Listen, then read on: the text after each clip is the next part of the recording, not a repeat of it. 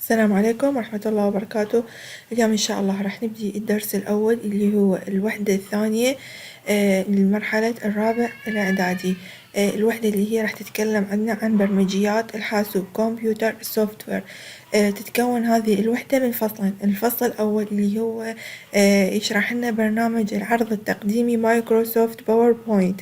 الفصل الثاني راح نتكلم عن برنامج النشر المكتبي اللي هو مايكروسوفت بابلشر. ناخذ إن شاء الله هذه البرامج وإن شاء الله نكون محترفين بها. عندنا هنا الدرس الأول اللي هو راح يكون عندي الواجهة الرئيسية، المين انترفيس، وقائمة الملف فايل منيو اللي راح ناخذها اليوم إن شاء الله بهذا الدرس.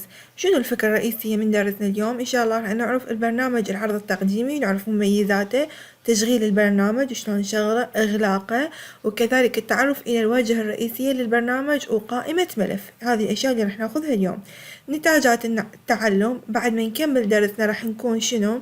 راح نكون قادر على أن أتعلم كيفية تشغيل برنامج العرض التقديمي مايكروسوفت باوربوينت باستخدام عدة طرق. الثاني شي راح نتعلمه نكون أميز بين أجزاء نافذة برنامج العرض التقديمي مايكروسوفت باوربوينت. وثالثا أتعلم كيفية إنشاء عرض تقديمي جديد.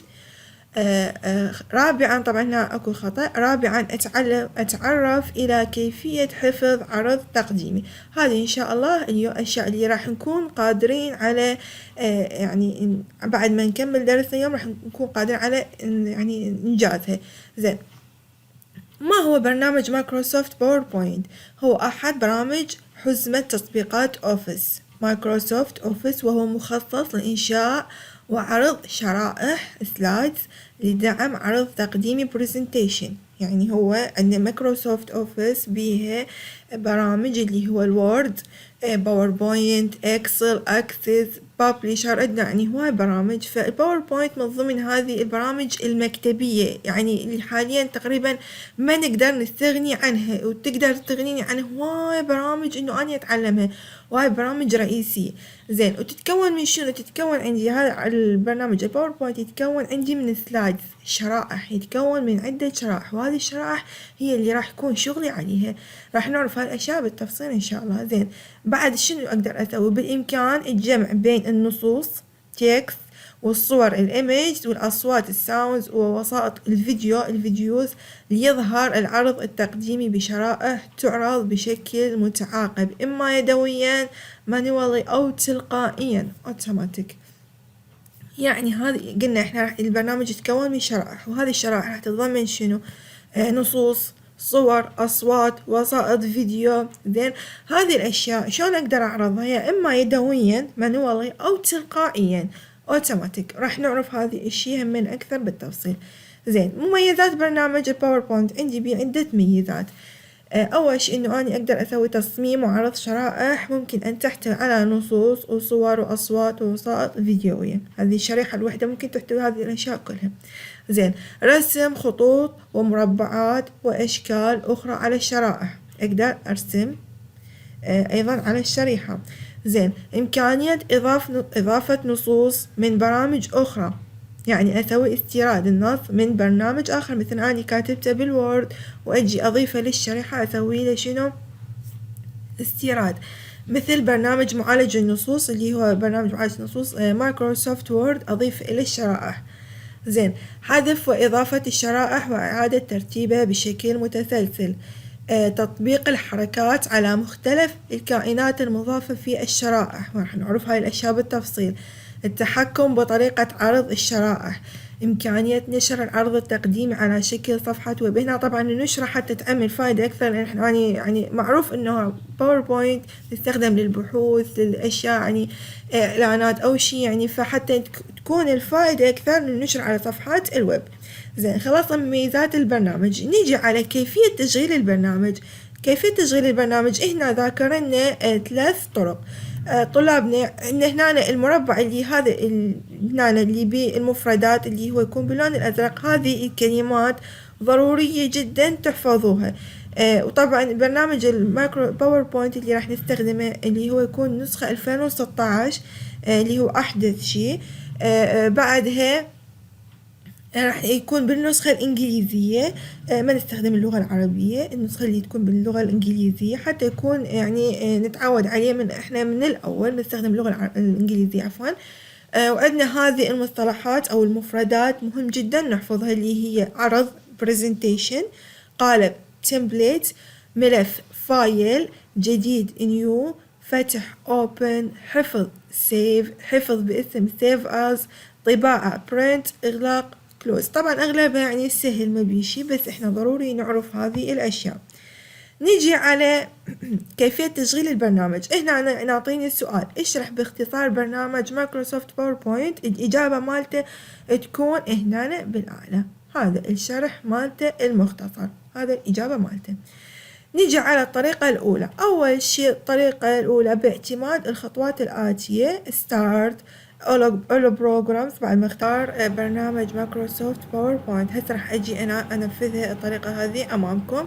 نختار نضغط زر start، بعدها نروح على all programs ونختار باوربوينت، ندور على باوربوينت بحرف البي راح يكون عندي، ونفتح البرنامج بهذا الشكل.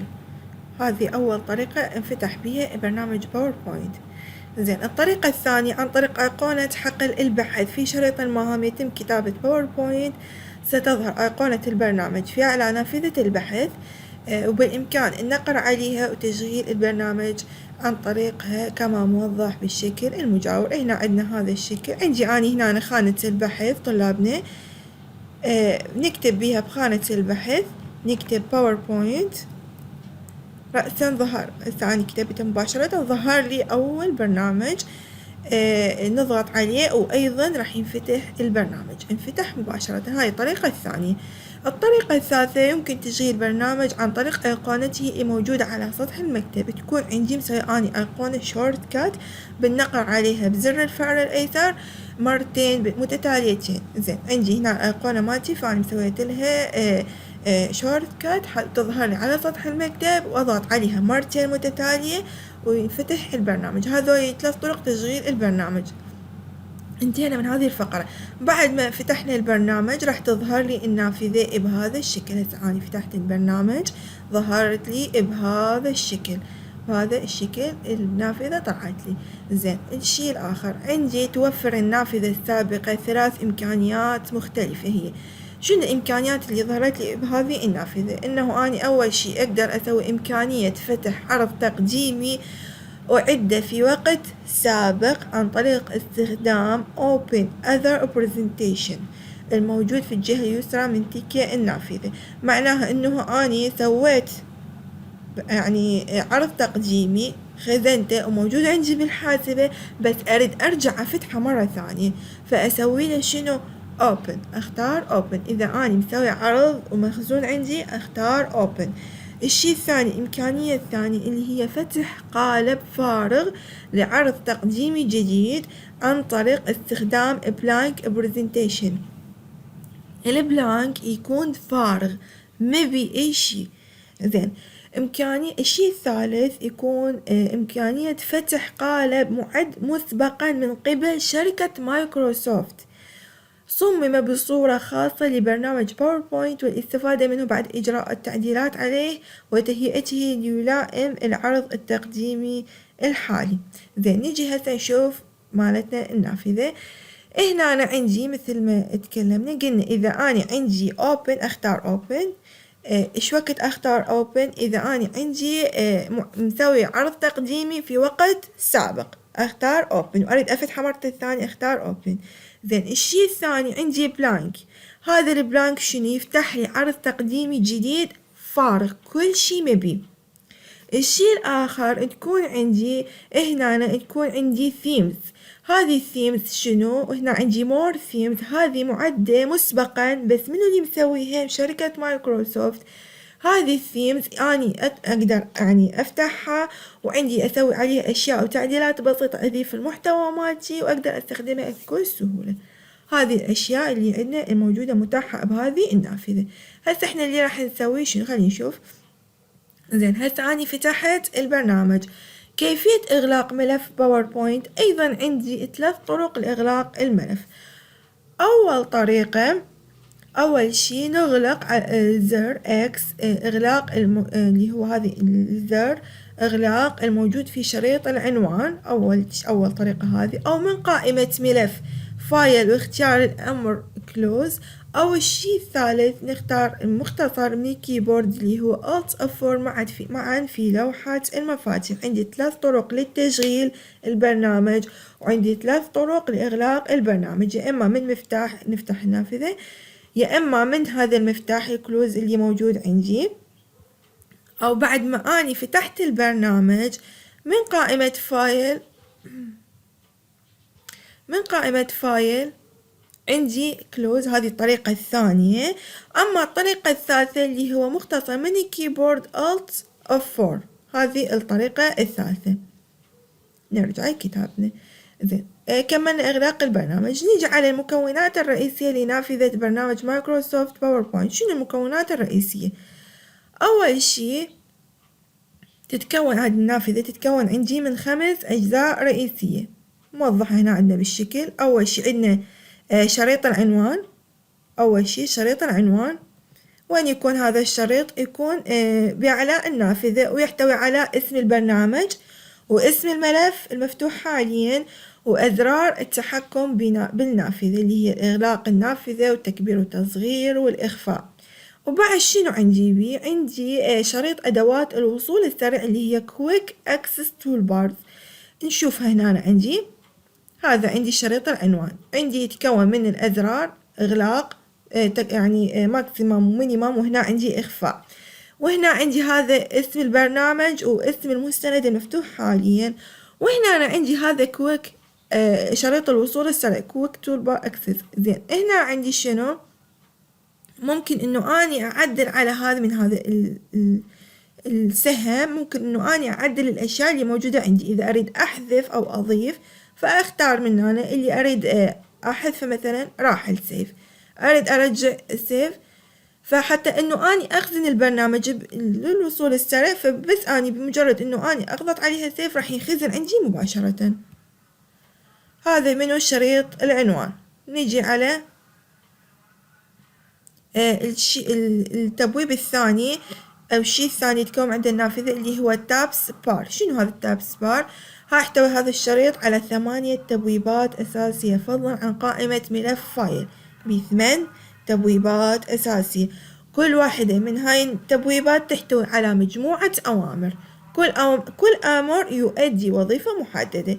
عندنا هذا فايل، هوم، انسرت، ديزاين، ترانزيشن، انيميشن، سلايد شو، ريفيو، فيو. هذه ناخذها خانة بالتفصيل إن شاء الله. اسمه هذا شريط التبويبات. زين، نيجي على الشيء الثالث اللي هو منطقة عرض الشرائح. عندنا سلايد بانل. تظهر في هذه المنطقة الشرائح على شكل صور مصغرة، ويتيح للبرنامج إعادة ترتيبها أو التنقل بينها، فضلا عن إمكانية نسخ ولصق وحذف تكرار الشرائح وغيرها الموجودة في هذا العرض التقديمي.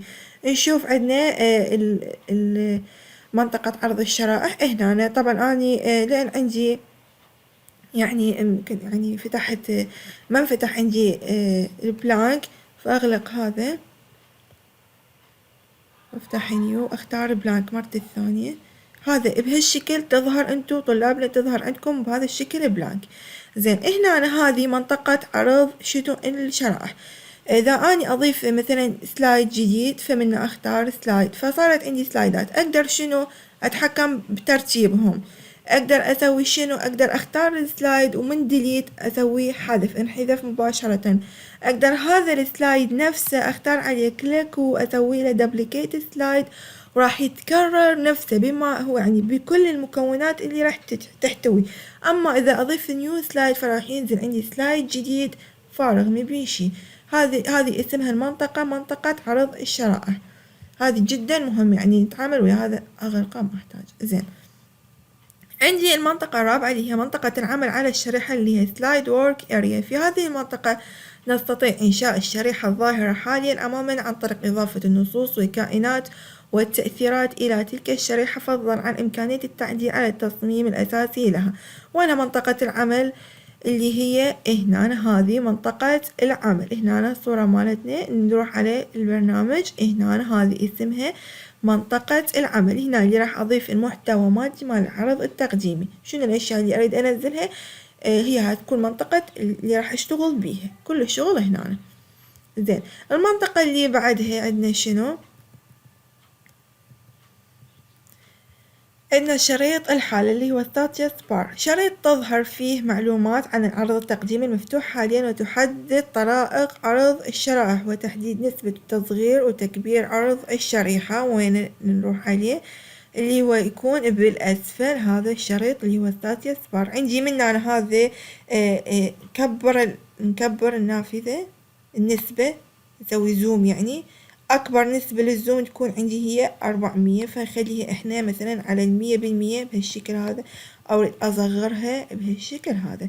عندي هنا أنا ممكن إنه أني أسوي منه سلايد شو، أعرض الشريحة، أني أنشرح عندي فراغ فأعرض الشريحة مباشرة بكليك وحدة انتقلت.